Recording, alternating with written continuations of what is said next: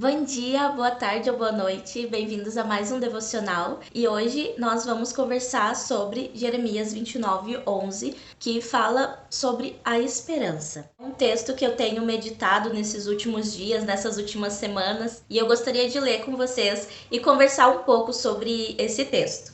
Porque eu bem sei os pensamentos que tenho a vosso respeito, diz o Senhor, pensamentos de paz e não de mal, para vos dar o fim que esperais. Aqui nesse versículo 11, a gente já pode falar sobre isso que Deus aqui está falando, que Ele sabe quais os pensamentos que nós temos e Ele sabe que os pensamentos dele são maiores e melhores do que o nosso, porque são pensamentos de paz, não pensamentos de mal, para nos dar o fim que nós esperamos, o fim que nós desejamos. Deus sabe o que nós queremos, o que nós esperamos, o que nós desejamos, o que nós sonhamos. Tem outra tradução que fala que para nos dar um futuro e esperança. Muitas vezes nós nos sentimos sem esperança, sabe? E principalmente nesses últimos dias, nesses últimos meses e anos, tem sido cada vez mais difícil manter a esperança, manter a fé, manter, sabe, essa perspectiva de futuro. Muitas vezes eu mesma, nesses últimos anos, depois dessa pandemia e tudo que aconteceu, eu comecei a ter muito mais dificuldade, se tornou muito mais difícil ter uma perspectiva de longo prazo, uma perspectiva de futuro. Eu sempre fui uma pessoa que planejei muito minha vida e eu planejava o que eu queria fazer daqui a 6 meses, 1 ano, 5 anos, 10 anos, 20, 30 anos. Eu sempre busquei muito planejar toda a minha vida e ter ela assim regradinha. E em um dado momento eu fui me tornando cada vez mais flexível, porque nem tudo na vida é como a gente planeja, né? Mas nesses últimos anos se tornou até um pouco difícil planejar, porque dá aquela impressão de que a qualquer momento tudo simplesmente pode mudar da água pro vinho ou do vinho para água, né?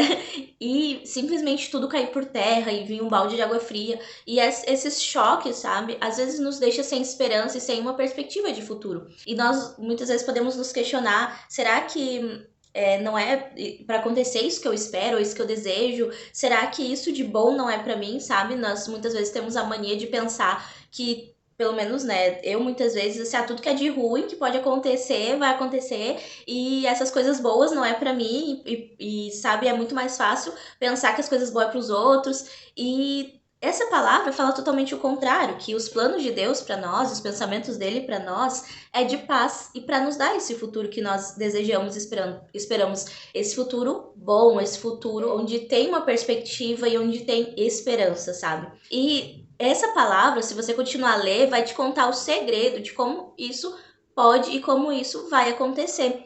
Qual o segredo e o que fazer para que nós venhamos a ter esse futuro que é bom e que é agradável e que é perfeito e que é o futuro que Deus planeja para nós, um futuro bom e cheio de esperança. Então, no versículo 12 em diante, fala e conta esse segredo de o que fazer e como fazer, para que essas coisas se realizem. Então me invocareis, e ireis, e orareis a mim, e eu vos ouvirei. Então, o segredo é pedir. É pedir a Deus, é orar, é buscar, é invocar o nome dele. Mas tem uma maneira também de fazer. Então, quando nós descobrimos que o desejo de Deus para nós é algo bom, é algo que nós também desejamos, né? Eu não tô falando aqui que simplesmente ele vai fazer todas as nossas vontades como um gênio da lâmpada, né? Realizar 3 desejos lá, aquela coisa assim, por qualquer motivo, sem nenhum propósito, não é isso. Mas ele, como um bom pai, ele tem pensamentos bons e quer nos dar coisas boas, mas nós temos que estar preparados, nós temos que estar maduros para poder receber e saber administrar essas coisas. Quando nós descobrimos que essas coisas boas, né, tanto a nível espiritual quanto emocional, quanto físico, financeiro, a nível de tantas áreas, nós passamos a buscar como fazer. E é dessa maneira, pedindo em nome do Senhor, pedindo não para os nossos próprios prazeres, mas que seja realmente com o propósito e uma missão que é coletiva, que é pelo nosso bem, mas também é pelo bem da família, é pelo bem da igreja, é pelo bem da comunidade, é pelo bem geral, tá? Porque eu não consigo imaginar Deus olhando e fazendo bem para uma pessoa em detrimento de outra, fazendo mal para outra para poder fazer bem para essa. Isso não faz parte dos valores e dos princípios de Deus, dos princípios bíblicos. Então, sempre o bem que Deus quer nos fazer, ele não vai abençoar somente a nós, mas ele vai abençoar todos que estiverem ao nosso redor. Então, depois de descobrir isso, né, descobrir o que fazer, nós também descobrimos como fazer, e tá tudo escrito aqui, né? No versículo 13, fala como fazer, como invocar e como orar e como buscar.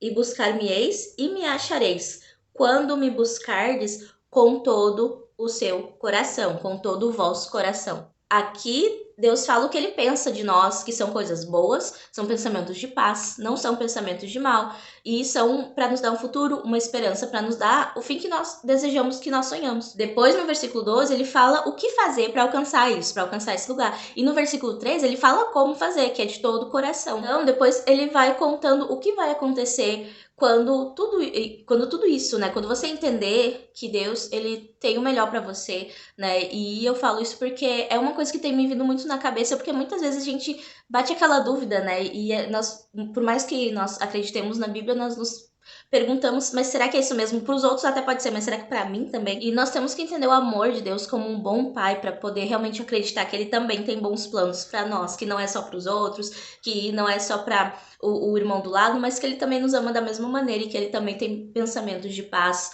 pensamentos de esperança para nós também. E para nos dar aquele presente que muitas vezes nós estamos esperando há tantos anos, há tanto tempo, e que com tantas circunstâncias às vezes parece que nunca vai se realizar. E muitas vezes pode ser algo simples, ou pode ser algo muito grande, que aos nossos olhos é impossível, mas Deus é o Deus do impossível. E quando ele nos mostra o que fazer e como fazer, então ele começa a mostrar tudo que ele vai realizar. Claro que essa palavra é uma palavra do tempo do cativeiro, né? Do cativeiro de Israel. Então, é uma palavra com contexto histórico, mas também a Bíblia ela é muito metafórica. Então, nós podemos aplicar toda ela na nossa vida. Seja do que fazer, do que não fazer, enfim. Então, aqui ele começa a falar sobre o futuro, né? Nessa época Israel estava no cativeiro e ele começou a prometer que ia chegar um tempo que ele ia trazer de volta para a terra prometida e que essa promessa que tinha se cumprido uma vez quando eles saíram do Egito não tinha se perdido quando eles pecaram e se desviaram de Deus, né? Se você for olhar, né, entenda essa palavra como para você agora nesse momento, que fala que